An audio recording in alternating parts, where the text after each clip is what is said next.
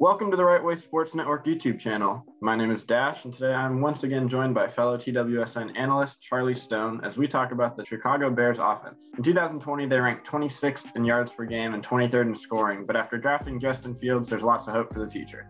We'll break down this offense that was towards the bottom of the league last season and see just what the Chicago Bears have in store for the next couple seasons. First, I want to talk about Justin Fields. The Bears finally have a quarterback in Chicago. He has a good arm, he's a great athlete. The man ran a 4.44 40-yard dash.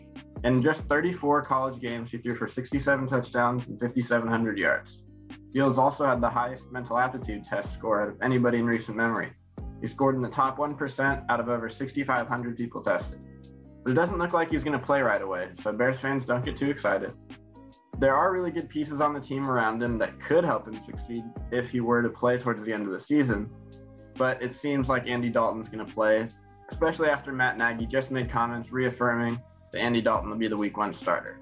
Now, the future's bright in Chicago as long as Justin Fields is there, but after Mitch Trubisky, it's hard to love the Bears trading up for a first-round QB. If Fields doesn't pan out, just like Trubisky did, the Bears gave up a future first along with last year's to get him and will be in QB purgatory for a while. And looking at this year's starter, Andy Dalton, we know what he's going to give the team. He started in Cincinnati for 9 years, and he's okay. It seems like they're trying to replicate the Patrick Mahomes situation that took place in Kansas City, but I doubt they'll be as successful. This team won't be at their peak until Justin Fields is on the field. And finally, in their quarterback room, they have Nick Foles. He kind of fell from grace, going from Super Bowl MVP to third-string quarterback now, but he has a lot that he can give Justin Fields experience-wise. He could be a great mentor, as well as Andy Dalton can, to help Justin Fields progress. All right, and now I'm going to break down the offensive line in front of these quarterbacks.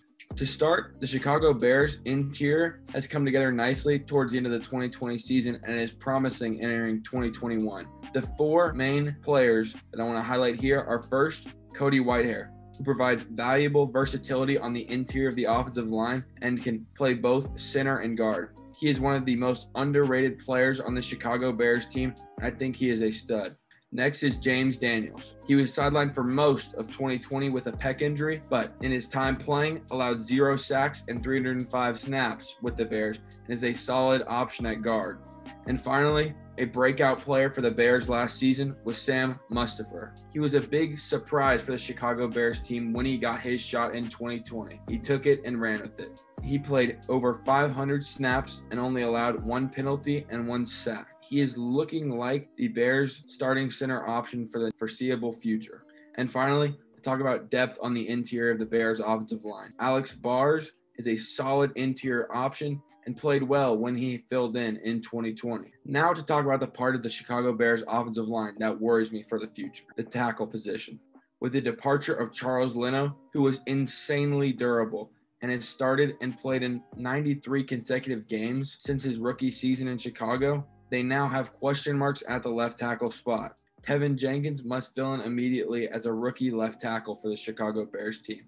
And while I am very high on Tevin Jenkins, and I think he plays with a nastiness in his game that will make him successful in this league for a long time, you can never be sure about a rookie coming in to start day one.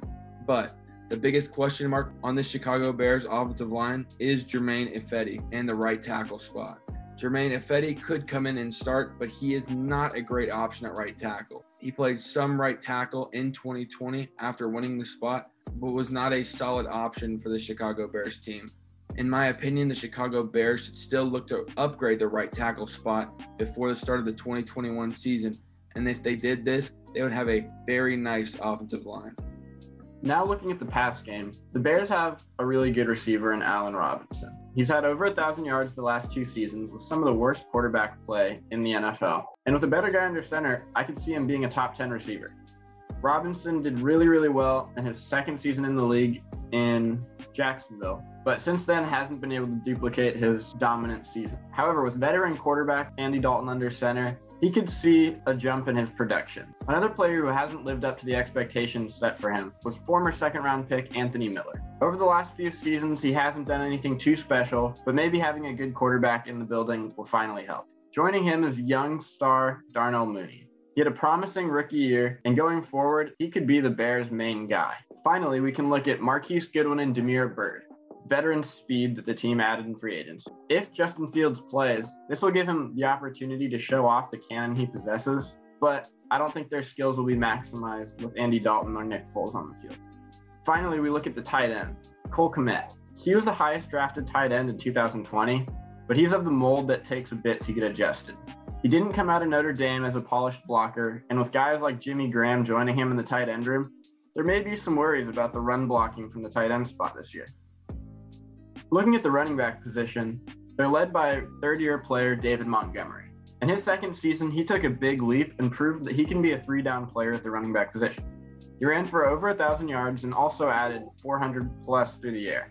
He had 10 total touchdowns, and if he makes another jump going from year 2 to 3, this could be one of the best running backs in the league.